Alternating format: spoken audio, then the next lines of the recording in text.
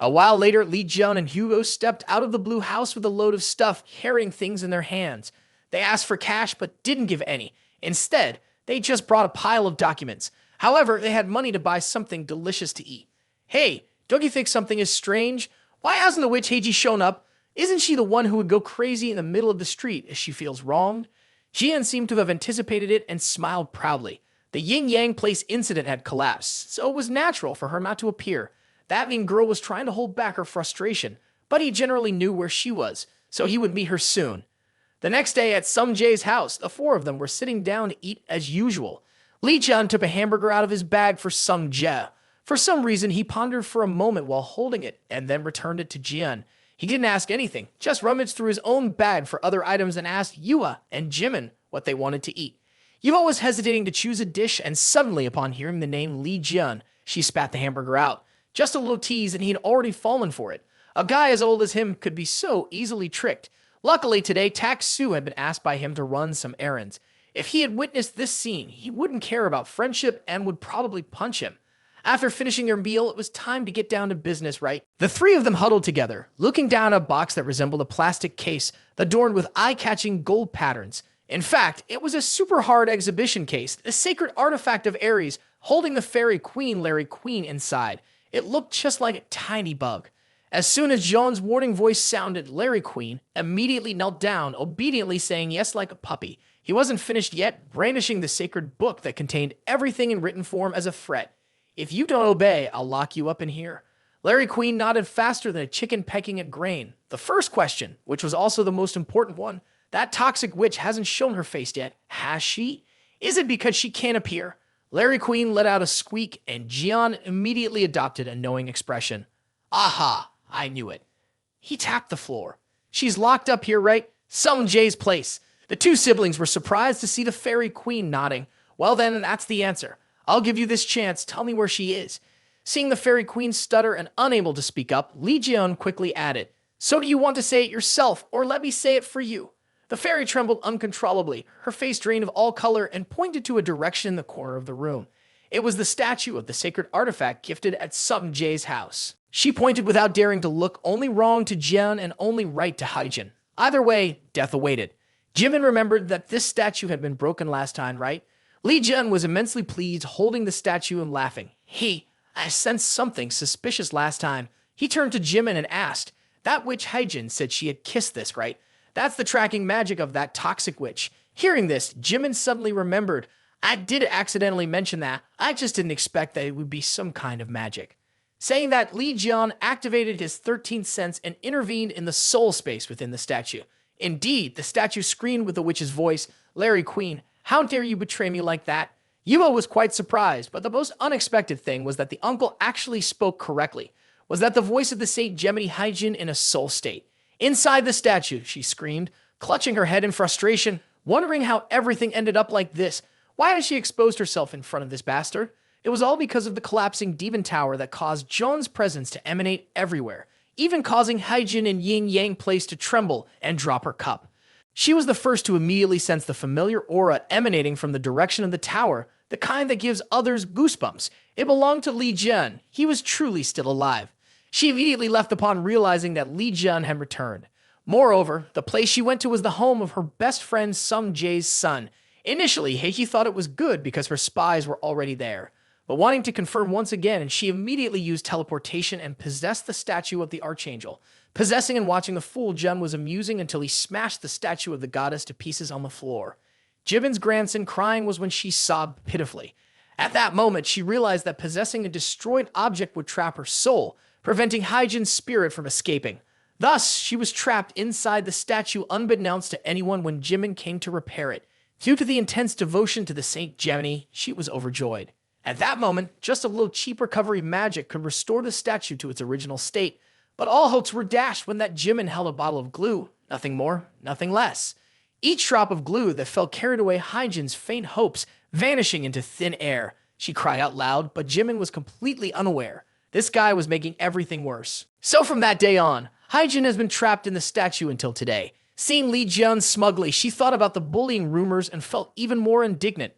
Haijin shouted loudly to signal Larry Queen to quickly escape from the exhibition box, But instead of obeying the command, the cowardly queen helplessly said, I don't want to, can't, and won't do it, because even if I manage to escape, Li Jian will just catch me again, so please don't make me do useless tasks anymore. Unexpectedly, that small, short one was so understanding, completely the opposite of him. Haijin's spirit was furious, wishing desperately to fly over and tear the traitor's clothes. But then her gaze stopped on Sung Jie. She ordered as the celestial body of the twin saints, forcing Sung Jie to attack Li Jian immediately. Why should I do that? His expression puzzled Haijin. It was simple. It was because he had not seen the miniature museum that Li Jian had created. She couldn't understand why he completely didn't want to fight his uncle, who was also his huge idol. But you are the saint of the celestial body of the twins. Fighting Li Jian is natural. Sung Jae protested, but he didn't consider it right, so he just kept scratching his hair like that. Heiji was about to rush in to do some persuasion, but unexpectedly Sung Jae said, then I can leave the song to celestial body, right? Heiji paused for about 5 seconds, suspended in the room, and asked, I am indeed a disciple of the song To Celestial Body, but Uncle Li Jian is a hero in my eyes. If the people of the song To Celestial Body are the reason for the enmity between us, then I will leave the group now. Sung Jae decisively took the badge from his pocket and returned it to Heiji right before her astonished eyes. At the same time, the badge fell to the ground. The entire building shook violently as if there was an earthquake. Haijin screamed, This is the punishment from the guardian god of the song too, because the disciple is turning towards the Ophiuchus constellation, so the traitor will face the fury and receive punishment. Immediately, Sung Jae was struck down by the power of the guardian god. His eye sockets, nose, and mouth were all bleeding as he collapsed on the floor. Needless to say, Yuba and Jimin were in a panic upon seeing their brother unconscious and hitting his head on the floor. Yuba was frightened, and Haijin anxiously shouted, Quick, pray to the guardian god, you have made a mistake. You are a candidate for the successor among the divine beings, so you will be forgiven by the god. Just attack Li Jian, and it's done. Sung Jae struggled to get up, trembling on the floor. Heiji spoke up angrily, criticizing Li Jian as an untrustworthy scoundrel, his voice echoing throughout the room. Shut up, it's too loud. Sung Jae let out a roar, remembering the time Sung Yev asked him to leave Jimin and the others behind to run away. Then that guy Yang Wei failed to deal with the spider and demanded to tear down the entire supermarket. No one cared whenever trouble arose, they abandoned others. Only Li Jian truly cared for others, always ready to put himself in danger to save people, even risking his own life. So the only hero in Sung Jae's eyes is Li Jian. And now, don't use your gaze to judge others anymore. You dead dogs. Sung Jae roared furiously, his whole body radiating blue energy. Ignoring the black blood pouring from his eye sockets, nose, and mouth, his words summoned the Gemini celestial body amidst the hazy purple space. She would punish the Holy One, Sung Jae, at the highest level, and incidentally send Li Jian off as well, the cause of this uprising. But she seemed to have forgotten who was here. Li Jian whispered, severing the abyss, and from the sky, sharp cuts followed his hand as he struck at the guardian spirit of Gemini. This time he wasn't smiling anymore, leaving a sense of dread in the eyes of the Gemini protector. At the same time, at Yin Yang Place, the Gemini apostles were struggling to control the destruction caused by fallen Mora rocket debris. One tree cannot make a mountain, so the Holy Council called in additional water mages to help. But strangely, suddenly the power in the man's hands vanished. On the other side, the others were the same. All the Gemini apostles could not use their magical powers, or more precisely, they could no longer sense any power at all. He signaled to contact other apostles before losing control, but received similar responses. Telepathy and teleportation were both unusable. Even the miraculous door of Doraemon that Gemini always prided themselves on had completely disappeared. The apostles fighting against calamites also lost all connection. It was as if the magic of the Gemini celestial body had completely dissipated into nothingness. This was because Jian had delivered a strike that made the power of the guardian god vanish right in front of the crowd. He smiled lightly, almost put his beloved nephew in danger because of his uncle.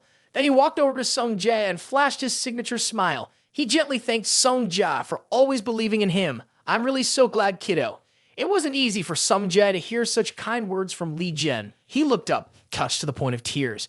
In less than 2 seconds, he heard the shrill voice of the witch Haijin. What have you done to me, you bastard? Her face was bewildered as she asked the person in front of her, what did you just do, lose all your power? It's as if I'd completely severed my bond with my guardian goddess, Fria of the Gemini. That's right. To address the root of the issue, the gods expended a tremendous amount of resources and take significant risks when intervening in this world. That's why the gods often choose a saint for themselves and grant power to their representatives. This is referred to as the celestial body zodiac. The representative then continues to share their power with the apostles under their command. It can be succinctly said that the gods are power generation factories, while the celestial body zodiac serves as power transformation stations and power towers. The remaining apostles are many outputs of electricity into electricity. Thus, losing power instantly can only mean one thing: being unable to connect with the deity anymore. He slammed his hand against the ground, causing Haijin to startle before sneering, "Feels no different from an ordinary person because you don't have any power left, do you?" He confidently introduced to her that severing the abyss which breaks connections is the favorite trick of that fallen Cancer. Severing the abyss is a supreme SF-level skill of Cancer, aimed at cutting off everything desired. Even though it cannot be seen with the naked eye, Li Jian had further upgraded it to another level. He shook his finger, bragging about himself. Now it is still possible to cut the contract between the representative and the guardian god. Haijin shouted at him immediately. Cutting off the link between the representative and the gods is a forbidden act. You should be afraid of the wrath of the celestial god when he finds out. But Li Jian didn't care, leaning in with a fierce look on his face, pointing to the sky with a wide smile like a villain. He said bluntly, "Cause that means that fucking goddess will show herself." Haiji froze. This guy has gone crazy. Do you even know what you just said? Before the words could leave his mouth, a purple lightning bolt struck right between the two of them in the sky. At some point, it became purple, with endless thunderclaps. The clouds swirled into large holes, quickly sucking in the wind to form a tornado, blowing away everything in its path. The guardian god Gemini was furious about losing the connection between her and the holy objects, using her power directly in the human city. The Gemini goddess unleashed her fury with blinding flashes of light, followed by loud noises shaking the earth and sky. The tornado obscured the area where the crowd stood, and from it emerged the figure of the giant goddess Gemini Fria, roaring as she gazed at Li Jian. But being a perverted main male character, he stuck his hand into his pocket and laughed. "Ha ha, it's not even dark yet, and the floor is lit up so brightly. Oh my gosh." The whole whirlwind calmed down, leaving only a pastel purple formation. Soon enough, the witch Fria appeared with a terrifying expression and her hair flying, looking just like Medusa. Barely a second after her appearance, she became furious and raised her hand to summon a power so great that the system had to jump in with an urgent warning. He put on a cheeky expression typical of him. Li Jian took an item out from his inventory. Fria had no idea what the brat was doing and just liked to smash down on the ground with loud force. It was only later that she realized something was off. At first glance, it looked like a flashlight, but it turned out to be a fragment of the Cancer constellation's essence that he used to absorb Fria's power. Needless to say, just looking at that thing made Fria feel bored beyond words. Each zodiac sign had its own counters against each other. It swiftly absorbed the power of Gemini and turned into a cool breeze, making him smile with delight again. Unfortunately, his beloved Heavenly was no longer by his side. If he still had that sword in hand, no matter if it was a deity, he would cut everything down.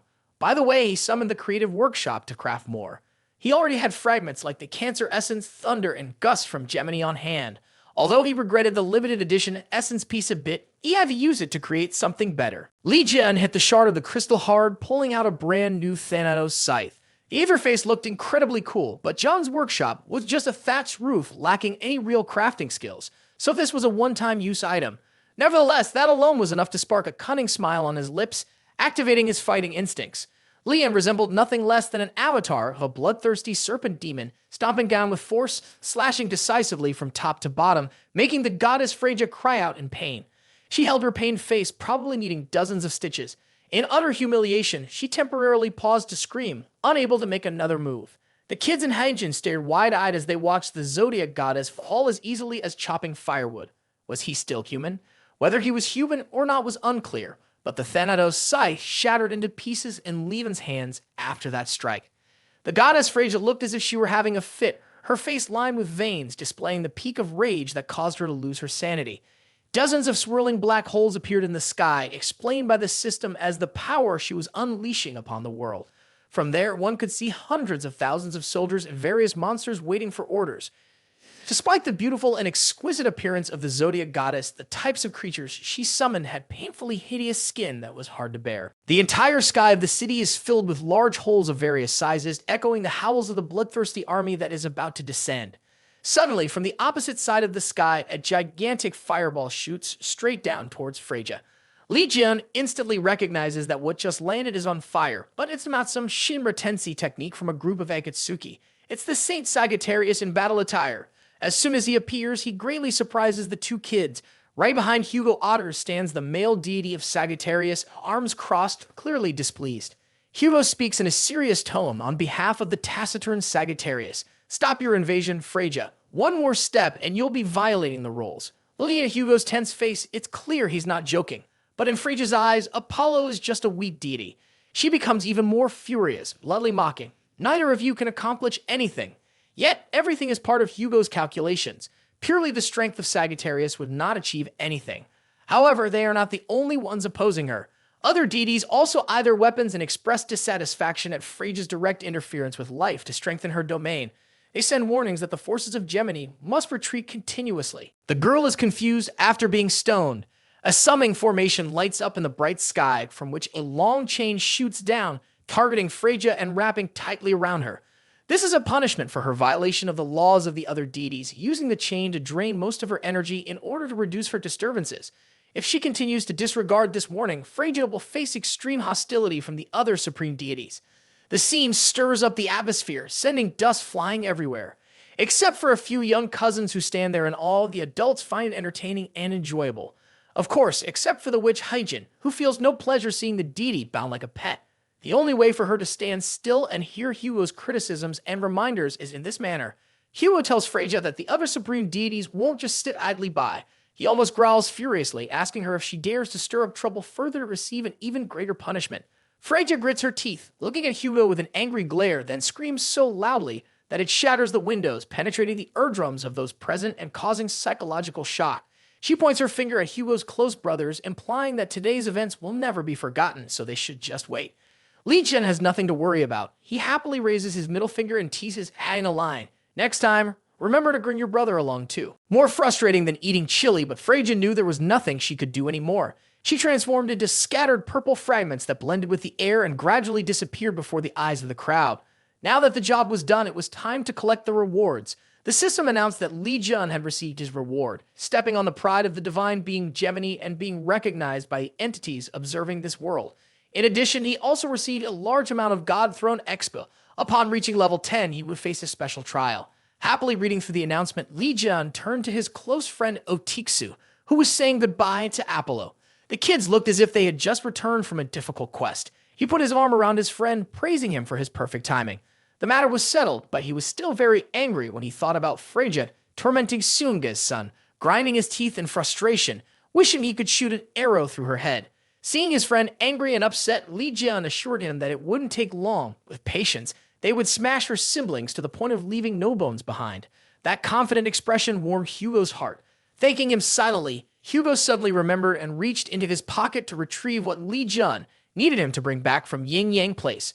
As soon as he saw the soul registry, he burst out laughing. He needed evidence to record the soul contract linked with Gemini. Hyjin, of course, recognized her belongings and shouted, "How could Google remove something that's tightly guarded at the highest security level? That's just theory, because the skills of infiltration and concealment are basic abilities for an archer like Hugo, not to mention the Gemini badge that Li Jian gave." Li Jian ignored the two people arguing on the other side and turned to open the soul registry to check the list of connected souls for powerful beings like the one-eyed mad warrior, Berserk, or the giant king, Jotun.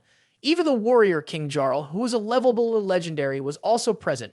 Without any hesitation, all three had already surrendered to the Alphenuch's celestial body, allowing Jian to recruit them as members of his clan or prisoners. Furthermore, there was a commanding soul being sealed at the bottom of the deep yin-yang sea, also indicating its surrender. This sealed soul was very likely to reach a mythical level, which is why it was imprisoned like that. While he could pocket many interesting subjugated beings, asking Jian to accept them immediately was out of the question. He countered, "If you want to join my side, then prove your sincerity." The capitalized letters on the soul registry lit up and began to swirl up into the sky above his head. A spiral like a blender, and from there appeared a girl upside down falling to the ground, and just a glance at Li Jian left him shocked to the core.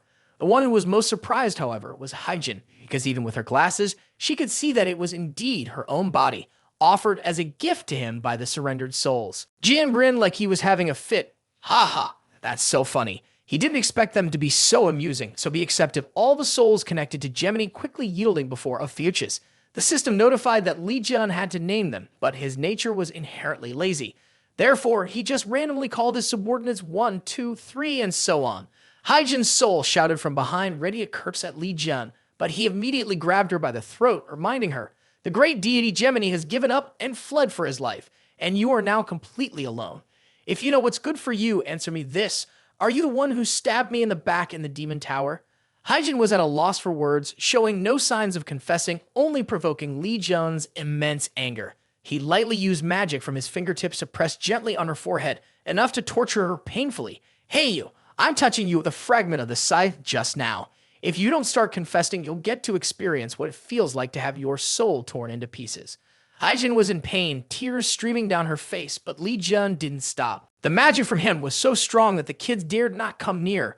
The light emanating from him was enough to make even Larry Queen and Hugo cautiously keep their distance. Unable to endure any longer, Haijin threw his head back and shouted, "It's the Virgin," and added a trustworthy line with a scream, because the Virgo is under divine punishment.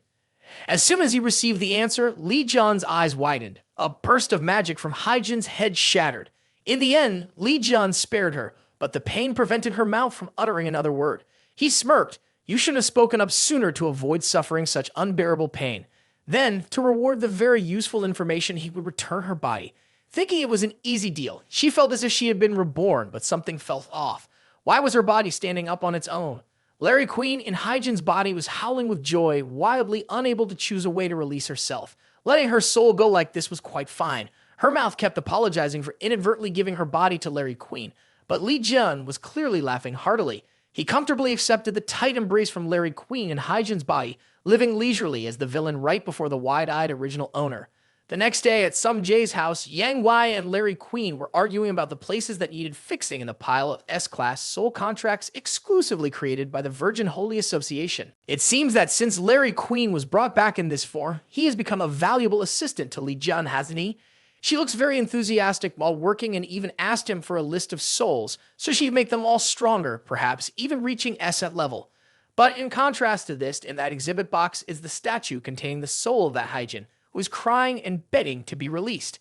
But even if she were to be released now, it would be pointless because there is no body left for her to inhabit. Suddenly, there was a new announcement. Li Jun can now learn new skills from the contract of Ephebius. While pondering how to use this skill, the newly acquired deities were bustling around him, flattering him like a bunch of clowns. Their souls lingered in the house. Every time Jian glanced over, they would scream, "Look, he's looking at me." It was really funny. Jian turned to Tixu beside him. He thought deities would be quite arrogant, but who would have guessed they turned out this way? Tixu, amused, was about to chime in, insulting that ice god like fishmongers on the street. "Hey, you over there doing John's bidding and daring to speak out? Dan, who are you calling a servant?" Tixu froze in place. He waited for his friend to speak up, but unexpectedly, that rascal pointed at Tak Su and corrected himself, saying he was his #1 slave, not a servant. Among the 3 deities of the ice, the 3 divine beings pointed at the Tobal Skull and the slave Otixu, who dared to stand in front of the master after spilling the beans. Jian asked why the 3 of them suddenly abandoned their zodiac celestial body to ally with him. They lowered their heads, feeling ashamed, and said in unison, "We can't stand the beautiful but violent Fria. We can't take it anymore," and they spoke casually like that. Jian believed it, and in just 2 seconds, they all stated the real reason. They felt a great sense of satisfaction watching the zodiac celestial body being beaten up by Li Jun. A rich land attracts birds. Whoever is stronger will chase away these 3 deities.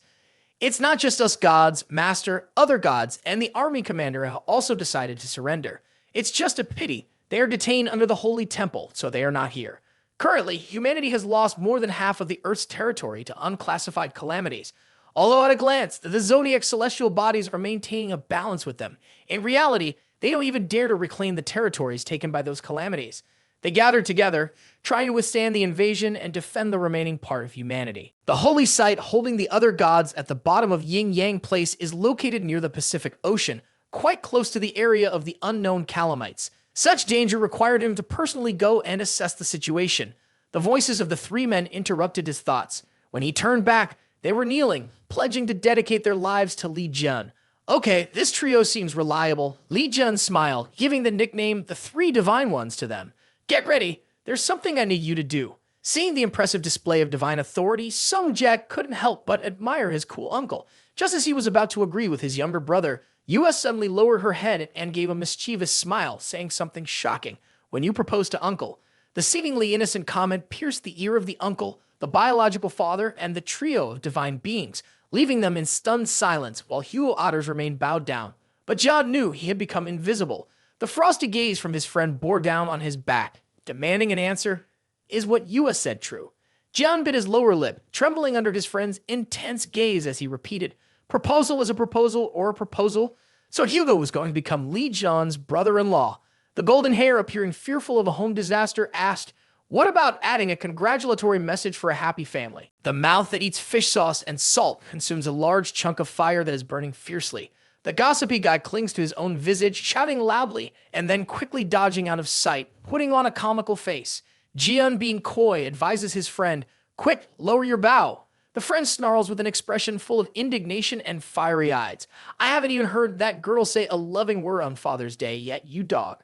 Hugo Otters has lost control, shooting arrows everywhere, hitting anyone in his path. To hell with you all. He jumps and dodges, shouting to reassure his friend, but that mouth spits out an apology. You're going to die here today, buddy. After finishing his sentence, Hugo Otters used the stealth technique to hide himself, aiming for his friend, intending to strike him down with a fatal blow. Leon realizes he is serious and not just joking around, his eyes wide open with intensity. Jen also has to use his skills to sense the magical energy of the celestial Sagittarius. He swings his arms to the left and right while his eyes are tightly shut. Jian managed to catch a few of his own arrows and rushed forward. In his subconscious, he could still see a few bright spots flashing continuously. Hugo Otters also leaps to the direction his friend dodged to find a weak point to shoot arrows at hundreds of fiery arrows rushing toward Jian as the center. But he remains unfazed, using his bare hands to catch all those arrows and shatter them into 100 pieces. He started to get angry. Seriously, it's a bow and arrow, not flies. Why are they swarming like that? Little did he know that this comment insulted the celestial body Sagittarius, emitting a roaring flame of rage above him. Hugo Otters used the sun god ring, the sun god's bondage, creating a large circle of fire. The wind fueled the fire, causing John's clothes to flap wildly, exposing his belly. He murmured, this guy is getting more and more unreasonable. Apollo chimed in, whispering, Tixu, are you sure you want to use that technique right in the house? You already lent all your savings to Sung Jie. Money now is just a drop in the ocean. Tixu drew his bow tightly and shouted. Despite this arrogant image, Leon understood very well that the kid Sung Jie was just like someone who wouldn't hesitate to burn the house down. Truly, the apple doesn't fall far from the tree. The two children below screamed to stop their father. Tixu thought that Yoa was worried about him, but little did he know they were yelling in unison. Dad can't defeat Uncle Li Jian. The image of a strong father, worthy of his children's love, shattered in an instant. Tixu let himself drop freely, not even caring about the clanking of his chains. Taking advantage of his friend's frozen state, Li Jian delivered a kick that knocked him out cold. Tixu woke up with a huge bump on his head. Before he could find Li Jian to settle the score, he was startled by his voice. Awake, are you? How can you believe the words of children at your age? Look at my face. Do I look like someone who would marry the daughter of my friend? Taking the perspective of a single man, let me explain to the father of two. The kids rarely show emotions toward their dad because they are just too shy. They care about you a lot. They are even out buying a gift for you.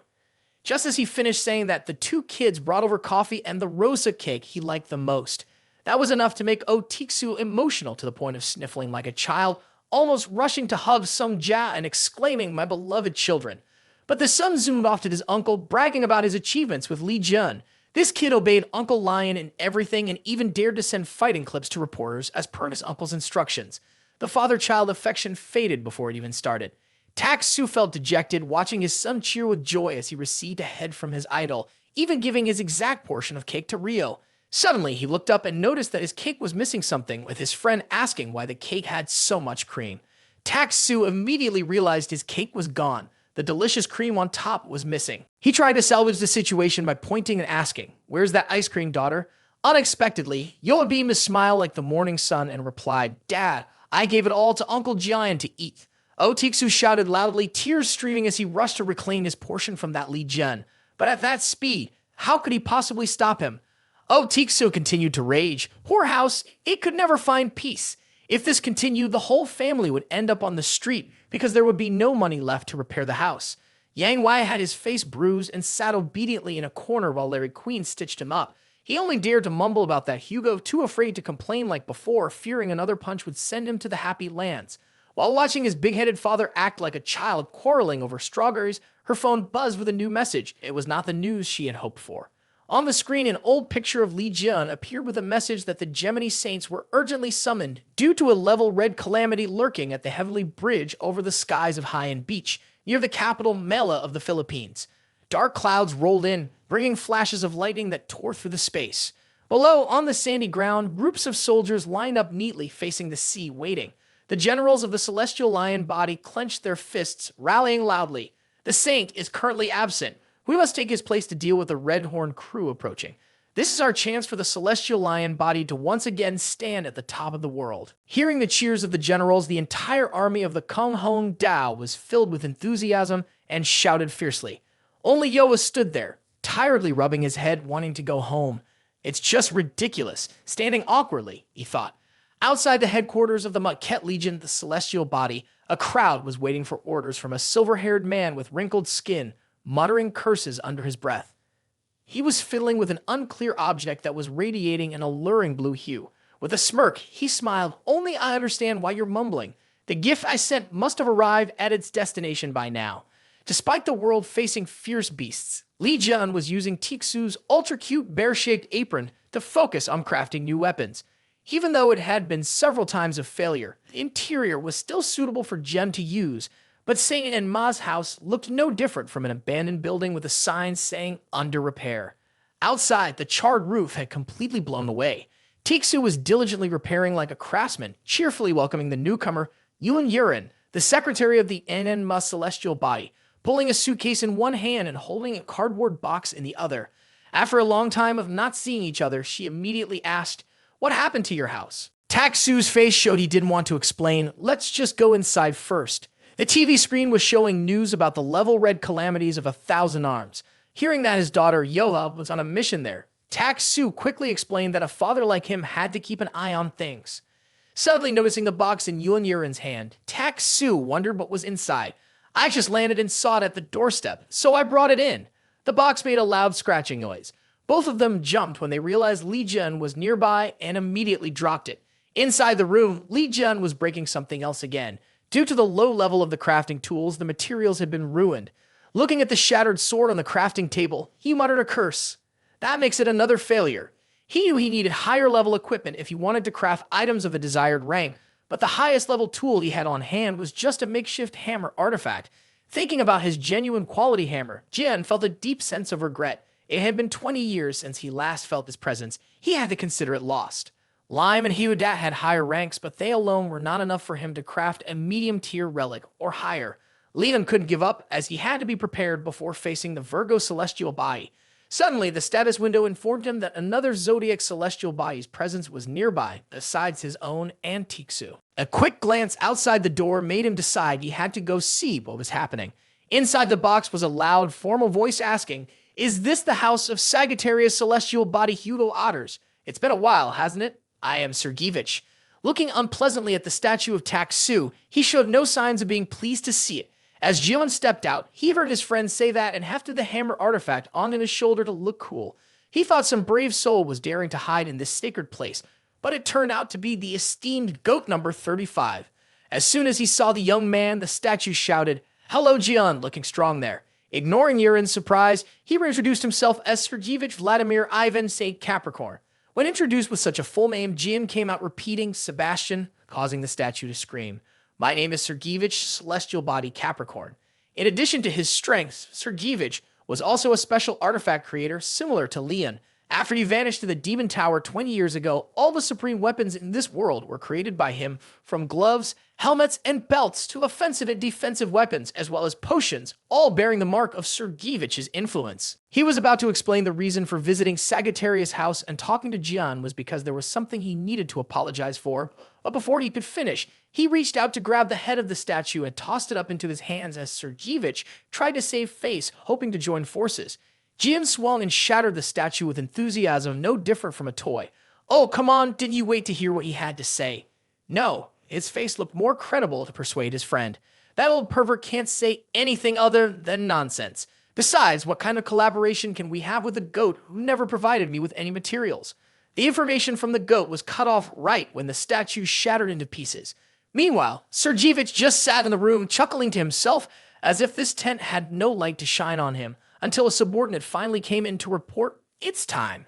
Sergevich lifted the curtain and stepped outside. The scene of Calamite's Thousand Arms 25 appeared again. How could it not include that old goat's face?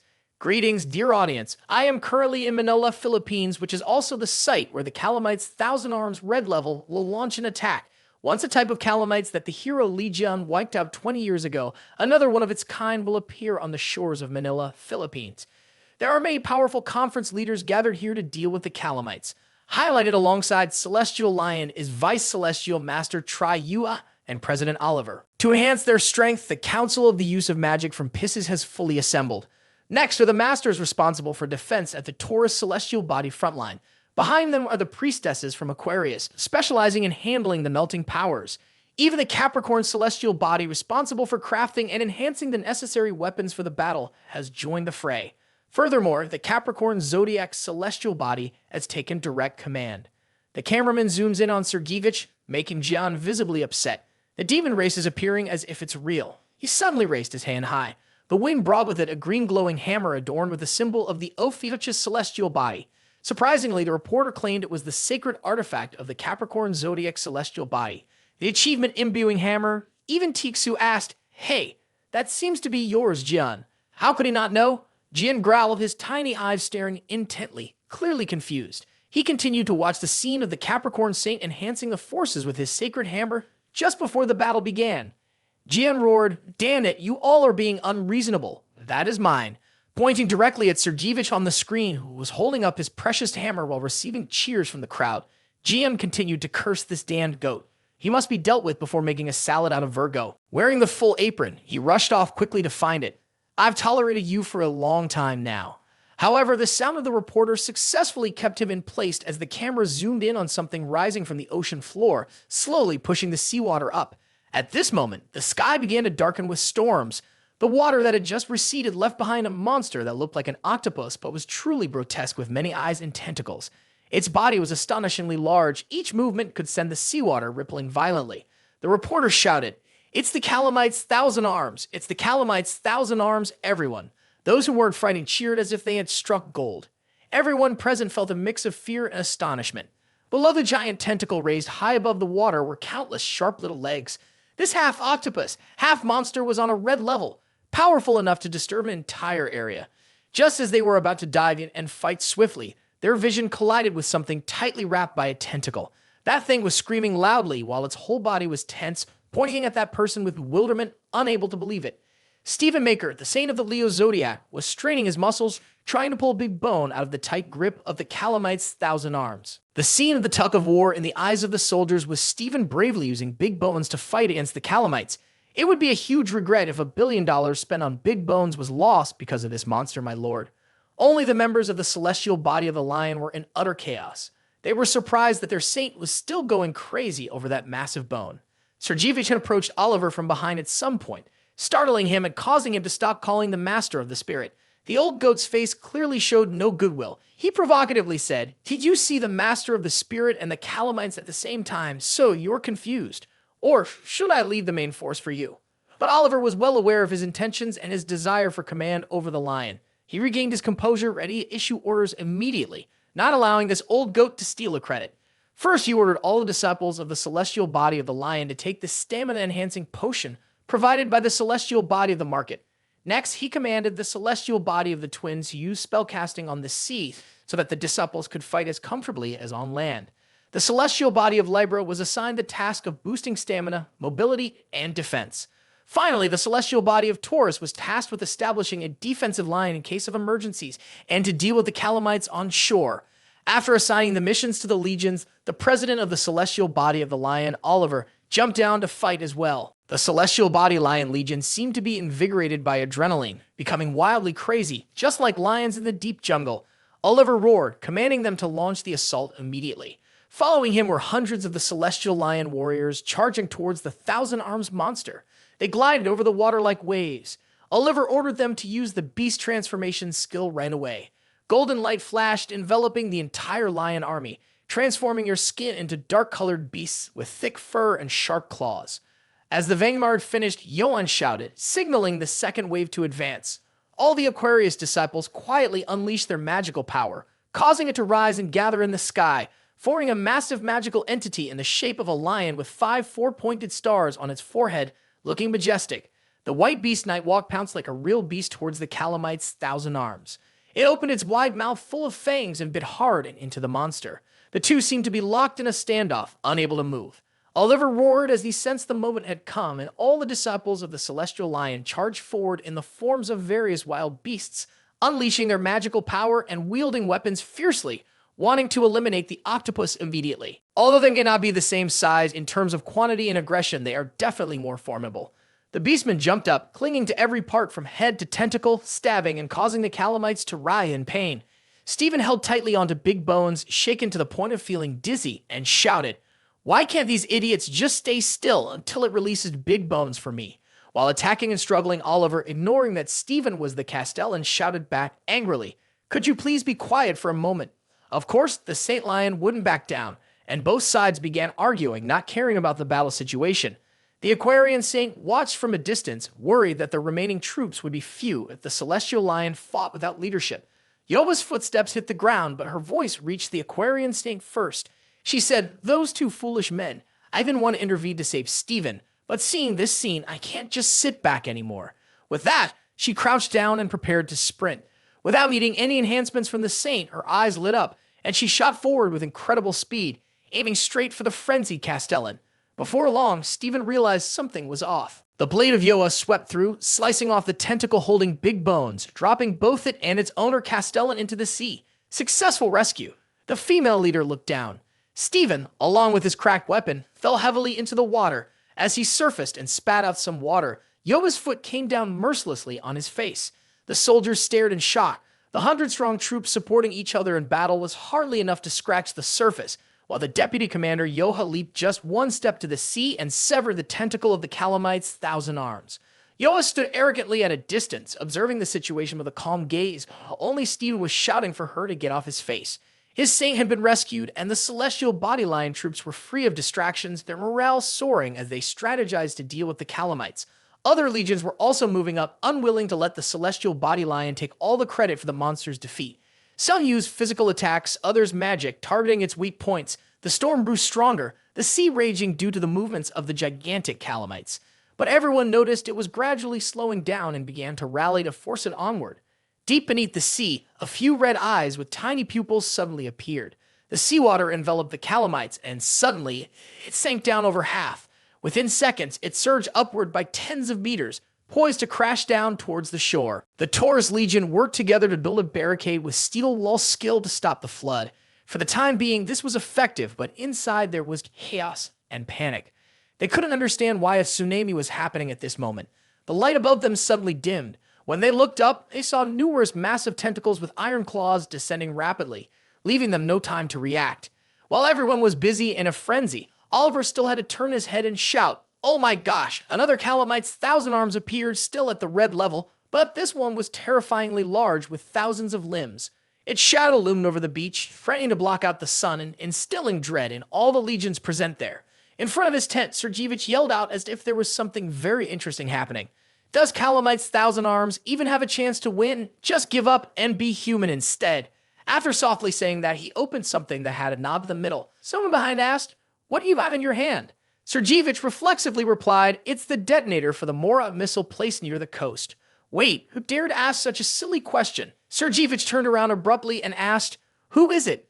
A knife suddenly flew in from somewhere, stabbing into Sergevich's hand, causing the detonator to shatter. Before Mister could understand what was happening, Lime rushed forward, mumbling with his mouth full, as if he was eating something very delicious. Behind the heavenly peach was a swirl of purple and pink. It was unclear what it was, but Li John's disdainful voice could be heard. "Kudos to Sebastian, really impressive. Don't you think it's too much that while the disciples out at sea struggled to take down calamites, you're planning to blow everything up with a bomb?" On the other side of the time portal was Hugo's home. Li Jian appeared alone, wearing a hat and carrying a sword, looking like a rogue come to collect a debt. Sergevich repented, stabbed the tip of the sword into the ground, bared his teeth at Sergevich, and said, "This will be supplementary lessons after 20 years of teaching the right way to make octopus sashimi." The sea was churning with waves and whirlwinds. At this moment, Yoa was fighting hard against the calamites to lighten the burden on the legions, having just faced the calamites' 1,000 arms. Most of them were already exhausted, so she felt it best to deal with the smaller monsters later, The most important thing was to handle the strongest one first. Thinking that, Yoa activated the Godspeed Lotus Thread skill, propelling herself straight towards the monster. In her mind, she recalled the hundreds of times she had watched the video of Lee Jeon's past performance against the Calamite's Thousand Arms. That year, too many people envied Lee Jeon's strength, standing idly by as he charged into the monster alone. Thanks to this, Yoa has some knowledge about attacking the monster. This monster typically uses its small tentacles to stab its prey, so Yoa uses her incredible speed to charge straight into the center before the sharp appendages can strike. Today, Yoa has memorized her uncle's route, skimming right above the water in a blur. She successfully avoids all the stabbing attacks from the tentacles. The techniques of Lee Jeon from years ago are deeply etched in the young girl's mind. Her uncle decisively leaps up, cutting through all the tentacles in one clean strike. Thus, Yoa swings her spear in a circular motion, fast enough that it emits a red light, channeling her energy to launch the weapon toward the thousand-armed monster. Using the Lotus Fire Pearl technique to compensate for her uncle's superior speed, she succeeds. The tentacles of the Calamites are sliced into hundreds of pieces, falling with a thud onto the ocean's surface. Yoa lands on a large tentacle closer to the creature's body to avoid the debris falling down. She wants to approach the Calamite's body, so she steps down sharply right into the view of the monster, which is staring back with wide eyes, maintaining maximum focus. Yoa gathers all the strength she can muster into the spear while still midair. With full confidence, she executes the same stance and technique as her scar-faced uncle from years ago. The spear shoots forward, carrying all the power of the young girl, radiating light like a small sun above the Calamites. However, Yoa immediately spotted a small tentacle moving faster that easily wrapped around the spear before it even had a chance to touch the monster's skin. The monster tightened its grip on the weapon it had just caught. Its eyes blazed with fury as it swung the large tentacle down at the human girl who was about to assassinate it. Yoa couldn't escape in time, but Steven's muscular arm quickly wrapped around her neck, pulling her back instantly. Steven hurled himself up, using his back to shield the young girl from the blow, causing both of them to grit their teeth in pain as they were hurled several meters away. Yova's vision grew increasingly blurry, making it hard for her to resist. As she watched the two of them getting tossed aside, the soldiers were half swimming, half struggling against the tentacles, shouting in chaos. Sake and the deputy commander were also thrown around like that. Oliver had to struggle to hold his ground. Yova's gaze gradually fell into a vulnerable state. A few small Calamites could easily trap them. She was wondering if her Uncle Jun were here. Would he wield the great sword and activate the flight mode? In her haze, she thought so, but when she saw a figure resembling her uncle leaping up, Yoa shouted out loud, "Huh? Is that you, Uncle? Is it really you?" With so many eyes, the Calamites had no trouble spotting Lee Jun rushing towards them. It pushed a small Calamite out of its path to block him. Unexpectedly, Lee Jun didn't hesitate. With a joyful swing of his sword, he sliced smoothly through the head of the little octopus. After hitting its head, he smiled mischievously and executed the move Mountain Pierce. In less than a moment's hesitation, his arm thrust the sword through the head of the Calamites, creating a huge gaping hole. It spiraled through the surface of the water, racing towards the shore under the horrified gaze of both the monster and humans. His power was truly overwhelming. The hissing smoke that rose was just a minor effect of the sword lodged in the beach, accompanied by the crackling sound that still echoed on. Lee Jun had just landed on a tentacle belonging to the monster he had just killed. He looked around and asked, "Hey, why are you here?" Seeing only the octopus, Lee Jun continued, "Come on, you all are making such a fuss, so I came to demonstrate just once." His arrogant demeanor caused the soldiers to point and retort. Here, 100 people are more than capable of handling that Calamite's 1,000 arms. Don't get cocky. His rudeness was silenced as a tentacle wrapped around him and lifted him up. He turned back and realized that besides the Calamite's 100,000 arms lifting him, there was something red and familiar among the tentacles. Recognizing the unique spear of his family's lineage, both he and the spear had been hastily shoved into the jagged maw of the Calamites. Yoa screamed, "Oh my god, Uncle!" At the same time, the soldiers no longer dared to insult Lee Jun. They could only watch as the only one capable of catching the monster was caught by it. That's it. There's nothing more to be done. Calamite's 100,000 arms thought this time it would digest the packet of human meat snacks, but unexpectedly, from its stomach, it emitted a familiar blue energy, catching it completely off guard. The blue light flashed like lightning, which was the skill Lotus Disaster, striking straight into the head of the monster. It let out a scream like a pig being slaughtered. However, what surprised the army even more was that Lotus Disaster, the ultimate skill of Vice Master Yoa, was not red but blue. So strange! The spear pierced through the skin of the Calamites, siphoning more and more power, and then hollowing out the monster's body. Yet it was Li Jian who tightly gripped the spear and shouted, "Damn it!" The monster went into convulsions, shaking like a marionette, dragging several nearby calamites 1,000 arms along with it. The whole area was filled with monsters, shaking wildly to the dance of Li Jian's spear. Li Jian furrowed his brow and plunged straight into the monster's head with the skill engulfing wrath. Officially setting off fireworks from head to toe, a booming sound echoed, including all effects from light to sound, leaving the audience wide-eyed and speechless. Looking at Jian landing the final blow that blew everything away and then poured down like rain, he chuckled. "It's been a long time since I've had such a good time." With a satisfied grin, he gazed at the artwork with a huge artistic hole in it. Whether it was the monster 1,000 arms or 100,000 arms, in Li Jian's eyes, it was just an octopus, nothing more. Standing under the downpour of half seawater and half octopus flesh, he arrogantly wanted to see if the remaining ones knew how to retreat. He was ready to overwhelm the stubborn ones. From above, it could be seen that the body of the calamite's 100,000 arms had been cut to pieces. It had certainly died battered on the waves. The atmosphere suddenly became heavy. Unbelievably, he single-handedly defeated the monster. Li Jian's reputation was indeed impressive, not just rumors. The status window informed him that people who had never known him were now astonished and held immense respect for Li Jian. Even those who had insulted him earlier had to fall silent. The reporter's hand holding the mic trembled as she explained to everyone that this was the person who had been talked about for a long time. Hero Li Jian has just returned and immediately took down the calamite's 100,000 arms. In crowded places, the people eagerly awaited and the news spread. Cheers echoed loudly. The return of hero Li Jian had ignited a great flame of hope. Before long, the story boiled over into a legendary tale, giving birth to the sacred scripture about the constellation of Fria, which was venerated by all. It recorded the entire history of this constellation, enough to make the other celestial body zodiac signs feel alarmed. This was completely new to Li Jian. He flipped through the pages of the book in his hands and realized his strength would increase if there were many holy objects to read it. Yoa's cheerful voice rang out, "Uncle." From the beach, the little girl looked so happy and excited that Li Jian took a step and rushed to her side to ask, "Wait, is that something white that looks familiar?" He knew it was his big bone, yet Li Jian still asked. But the little girl kept dodging the question. Hesitantly, Yoa opened her hand to show Li Jian the broken spear handle and stopped there. "Let me make a new weapon for you." Yoa's eyes lit up when she heard about the weapon her uncle would personally create. But the loudest cheers came from that guy Steven, as if someone was making it for him. The atmosphere became awkward.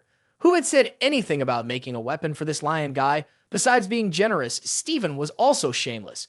Pointing at Yoa, Steve reminded everyone that this little girl was his close subordinate. Waving his hand at himself, Steven concluded with the important statement, "Making a weapon for her means I get to use it too."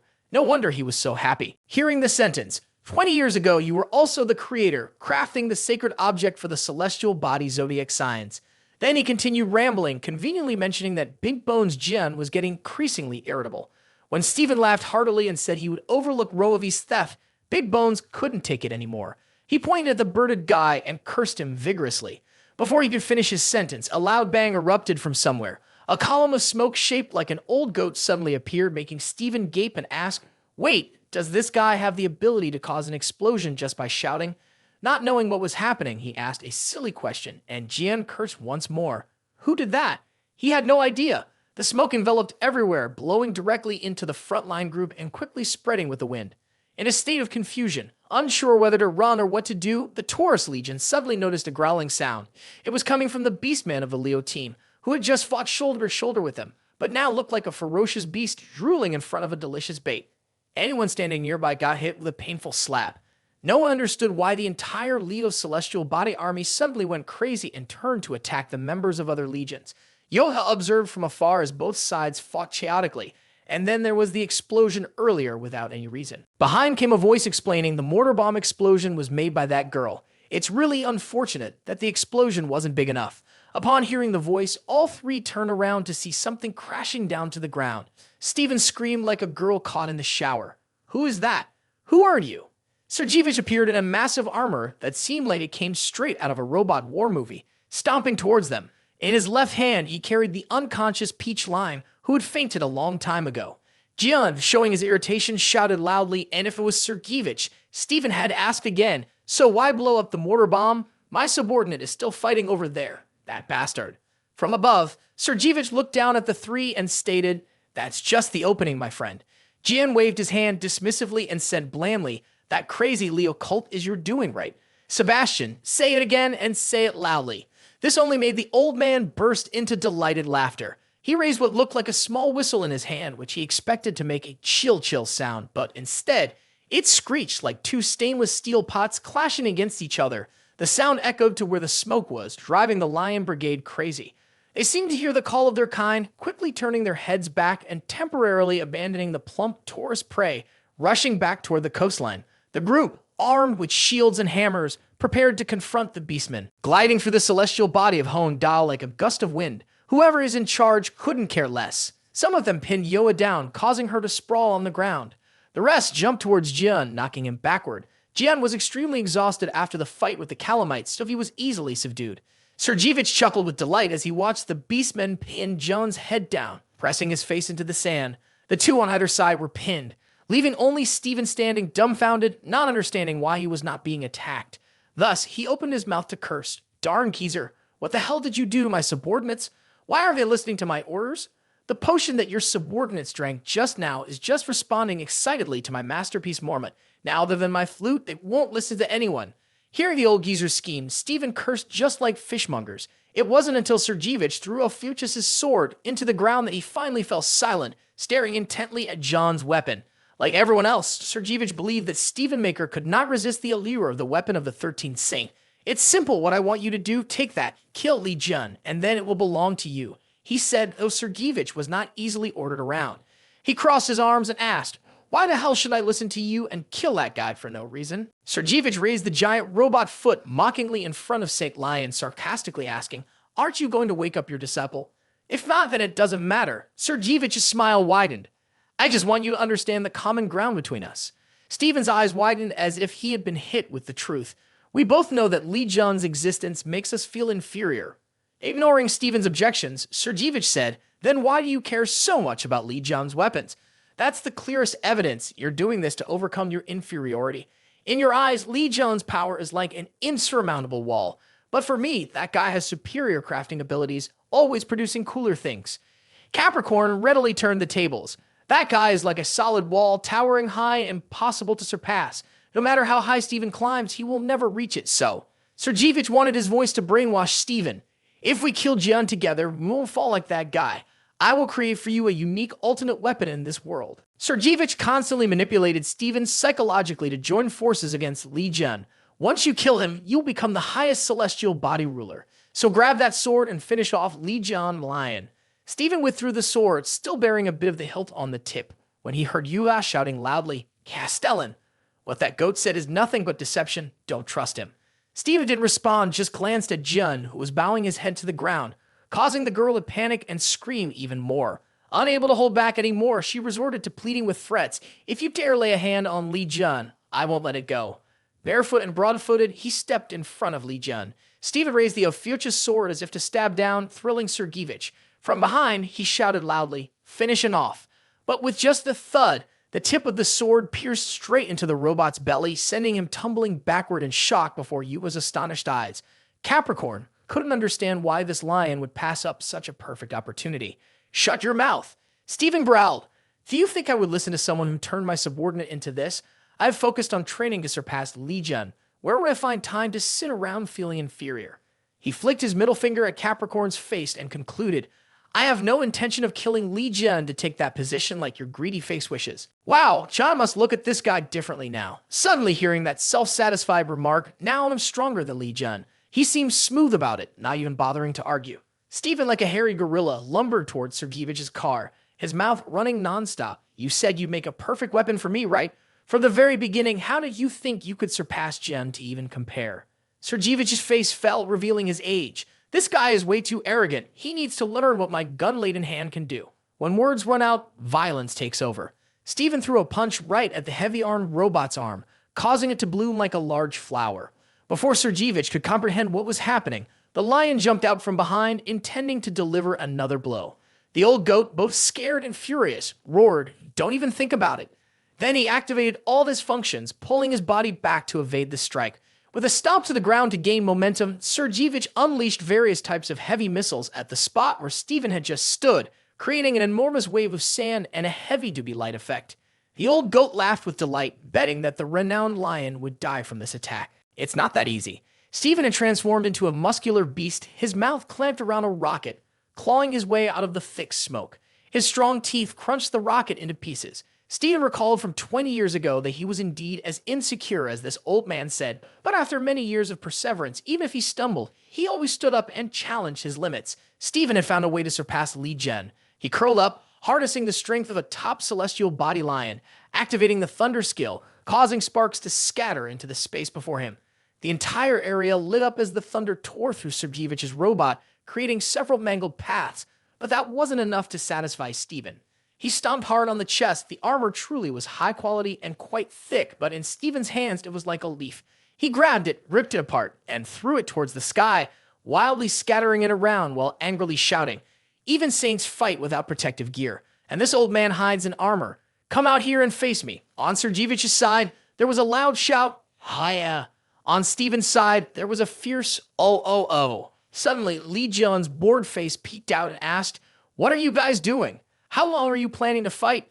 The two looked at him and opened their eyes wide in surprise. Hello, how did you get out?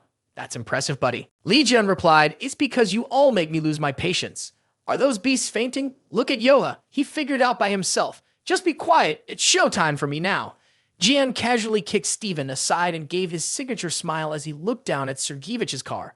Let's have a little chat, old friend. That gaze sent chills down the old goat's spine. If this guy knew how to talk properly, no one would be scared of him. 20 years ago, Sergeevich thought, back then, Sergeevich sat in front of a smiling individual, hearing about the prophecy that Li Jian would die in the Demon Tower. At that time, Capricorn was dumbfounded, not understanding the prophecy. Everyone had heard it too, but the reason that person called him wasn't to chat, it was to execute a plan that would send shivers down his spine. Lost in old memories, Sergeevich stated that since then he had planned to kill Li Jian, but he didn't care about such past matters. Fuming, he shouted, Don't beat around the bush. I'm asking you who killed me, guide. I understand, but I have to recount the process so Sergeevich can claim the important right to know who it is on the condition that Li Jian guarantees my safety. He shoved his thumb into Capricorn's mouth, causing him to scream in pain, while pulling the old man's face closer to his own for a clearer understanding of the situation. Since when did he think I, Li Jian, was so easy to negotiate with? I'm really losing my patience. He reiterated, If you don't mention a name, if you keep babbling, I'll rip out your tongue. The mouth, painfully squeezed, could still manage to utter a few words, Virgo, celestial body. Li Jian frowned discontentedly. Just the other day, that witch of the Gemini also pointed to Virgo. Is it really because of the celestial body Virgo? There's still the short sword that stabbed him in the Demon Tower. Li Jian remembered that he needed to return to Jiming's appraisal shop to check the results before concluding anything. So he did mention it again and switched to demanding his achievement Imbu Hammer. As soon as he saw the unwillingness on the old goat Sebastian's face, Jian roared, What? Do you like not giving it back or something? You scared me to death. Who would dare not return it? Finally, in John's hands was the hammer he had yearned for all those years. Knowing full well that Sebastian was extremely angry for having his hammers snatched away, Jian didn't care one bit.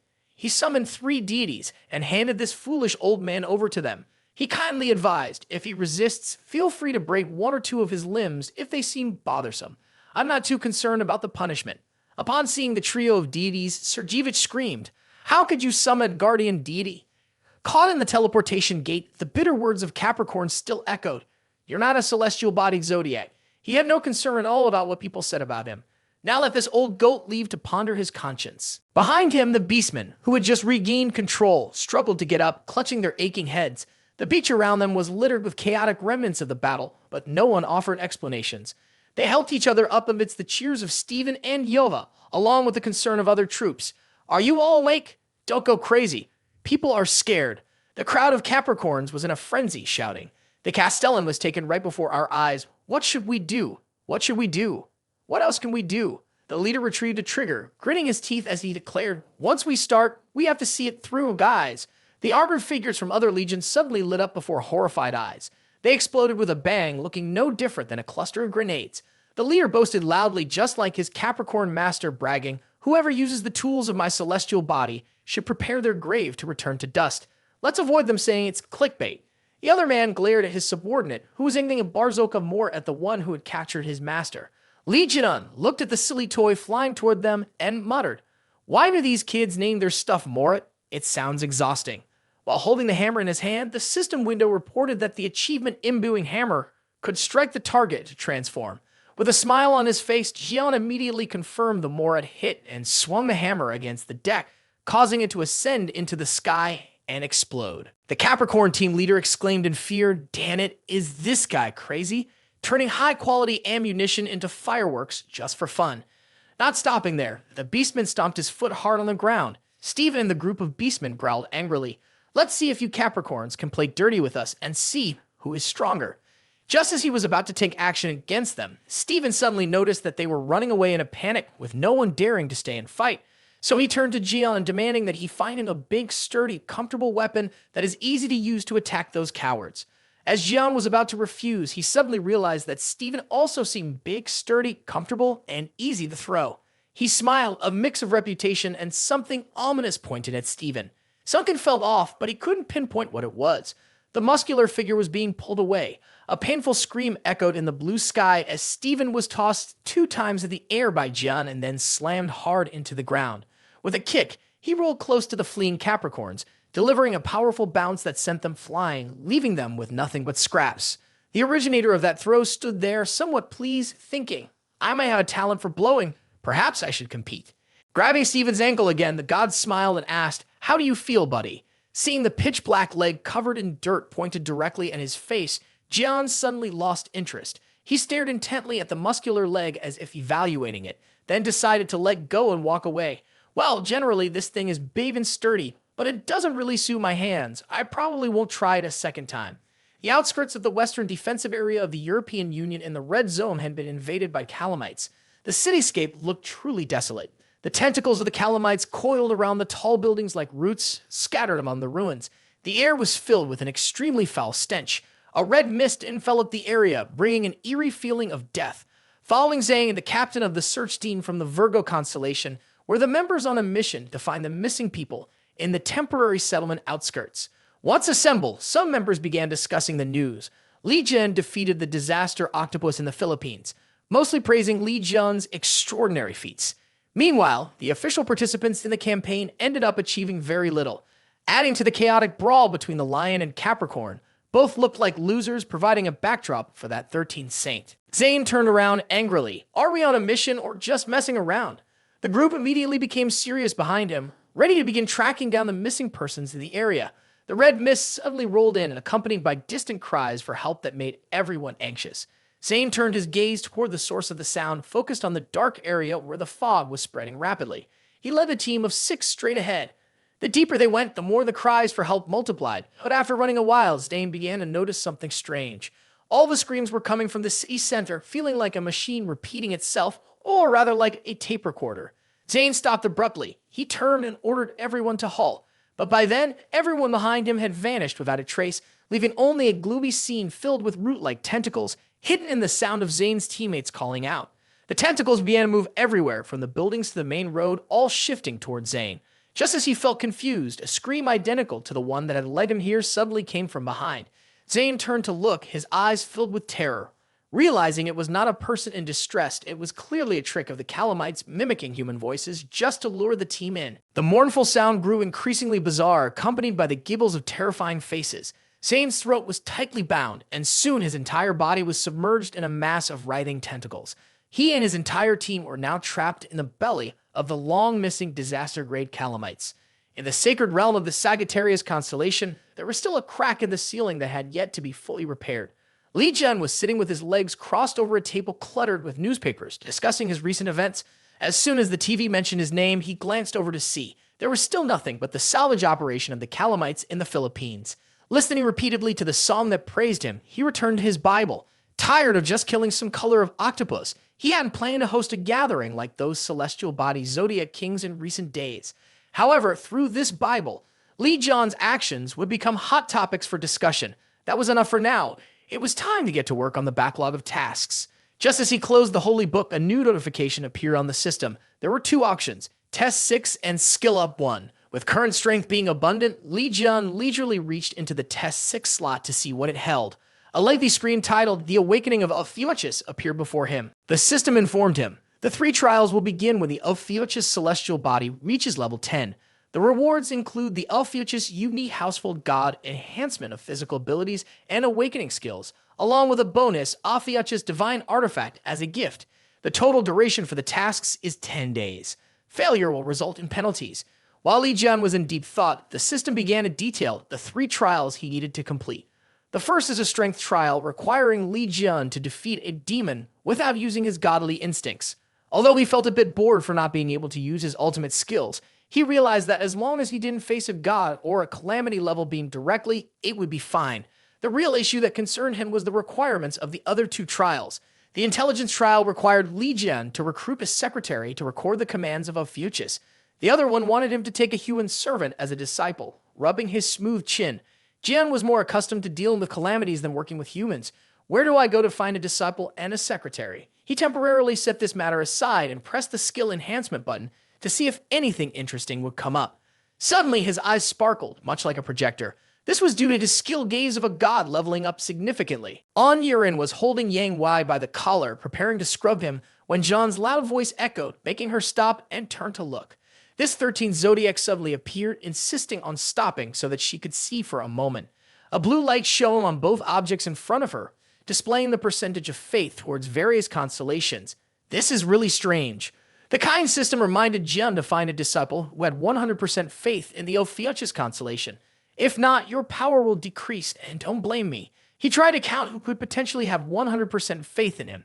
As a result, he found Sung Jae, Yoa, and their father. Only Tak Su would probably be traumatized upon hearing about becoming a disciple. Contrary to John's excitement, the Sagittarius secretary said, "The 3 of them have been out since early this morning." He sulked. "Well, I guess I'll have to plan for later." Just as he was about to look for something to do, his phone vibrated incessantly. Seeing the caller ID, he smiled darkly. Jimin really knows how to time things perfectly. Just when he needed to talk, the kid called. The old scene appeared, filled with frantic screams calling for help ringing in the air. People were lying everywhere, some trying to plead for assistance, and everything became chaotic. Sung Jae's mother tried to calm her son amid the screams outside. "The important thing is to remind you 3 times. You must hide in the car until your father arrives, do you hear?" At that time, Sung Jae was just a frightened child, tears streaming down his face, silently listening to his mother's instructions. "Once your father comes, he will definitely defeat that monster." His mother smiled, extending her pinky to have him promise to be brave. But she didn't know that the monster's tentacle had wrapped around her neck at some point. The scream, "Mom!" from 10 years ago echoed in that moment, pulling Sung Jae's terror back to the present. He opened his eyes. Outside was filled with warm sunlight, but the pain still made him gasp for breath, his hands trembling as they clung to the armrest. Yoa placed both hands on him reassuringly, pulling her younger brother back to reality with a gentle smile. Taksu looked in the rearview mirror, asking his son, "You seem tired. Didn't you sleep well last night?" Yoda knew it was a remnant of divine punishment, but Sung Jae brushed it off, saying he was fine. He was submerged in old sadness and fatigue, remaining silent for a long time. Suddenly, Illa remembered there was something to give, so she reached into her pocket, searching for the birthday present she had prepared in advance, a sparkling bracelet, a relic containing the magic of Gemini that Sung Jae had longed for. Sure enough, the gift made Sung Jae cheerful again, bringing a gentle smile to his face. Yoa was glad her brother liked the present, as every birthday, Sung Jae looked as if he were struggling like he was going through withdrawal. Hearing the birthday wishes, he smiled joyfully. After all, today is the day to visit his mother, and he must wear a smile on his face. Tixu drove in silence, listening to the 2 kids chat, their lively emotions making him grip the steering wheel tighter. After a while, they arrived at the large hospital. In room 808, where patient Chun-Ji, who was stories about recent events, filled the air. The whole family were enthusiastic fans of Li Jian, so Yoa knew her mother would love to hear about her idol. Jevu lay still, hooked up to a ventilator, not moving at all. Only the hand that Yoa was holding still had a bit of warmth, showing there was still life somewhere near. Hugo lowered his head outside the glass door, hiding his sadness, not wanting the 2 kids to know. When the familiar phone buzzed, he felt a mix of surprise and dissatisfaction. Stepping outside the hospital grounds, Hugo spoke right away. "Today is an important day, so I have no tasks." But he didn't expect the person to call directly, forcing him to answer. The voice on the other end requested his help to eliminate a disaster. Hugo questioned back, "The Sagittarius celestial body, why call me instead of her? The celestial body is in the east of the Alliance. I wouldn't have reached out if it was just some mid-level calamities. Besides, Virgo declared she wouldn't get involved." This information was hard for Hugo to believe. Kevin Jar really gave up such a good opportunity, until he heard that it was a catastrophic calamity which had appeared in Hangwo 15 years ago and destroyed the entire airport. Hugo only then realized that the person on the other side was talking about the blood fog, the one that caused the terrifying nightmare and left his wife in a vegetative state 10 years ago. He had heard that name once, and today he heard it again. In Belgium, a country within the European Union under the jurisdiction of Virgo, it rained heavily all day long. Li Jian held the cup, wearing a blank smile, but couldn't bear the boredom. How come it hasn't rained for so many days, and now it rains just today? He pulled out his phone and asked, "Does Sung Jae want to be my apprentice?" 3 messages quickly came in, ultimately indicating that Jian had been politely declined by Sung Jae. It was surprising that the kid idolized him so much but still turned him down. However, there were still many things he didn't know about the kid, especially when it came to asking about Sung Jae's birthday. Secretary Yurin seemed reluctant to bring this up, making Jian speculate. Could something have happened on Sung Jae's birthday? The voice of the newcomer interrupted Jian's train of thought. Jin Myung took off his hat, politely greeted him, and then sat down across from him. Jin began with a few casual remarks, joking that he had to travel all the way to distant Belgium. But in reality, he had Larry Queen's magical door, so moving across the globe was quite simple. While joking, Jian glanced out at the pouring rain and said, "This country falls under the influence of the Virgo celestial body, but everywhere hangs flags with their logos. Isn't that a bit much?" "This is nothing new to me," Jin Myung replied calmly. "Europe has been living with deities on its head. Ever since the gods appeared, the whole of Europe has become a theocratic regime." Jin Myung shook his head and glanced toward the protective barrier under the blue sky. He further explained, "The people here always believe that they are protected, so it's understandable that their faith is growing stronger." Jin picked up his glass of water and chuckled. "Is that so, Jin Myung? While you've used flowery language to talk about the supreme deities, your own faith seems to be decreasing quite a bit, doesn't it?" Jian's gaze of a god's skill easily revealed that Jin Myung's faith in the Virgo celestial body had dropped from 92% to 87%. Meanwhile, his faith in the Ophiuchus constellation had risen to 99.1%. He could also see that the reason Jin Myung's faith was waning was due to a feeling of betrayal.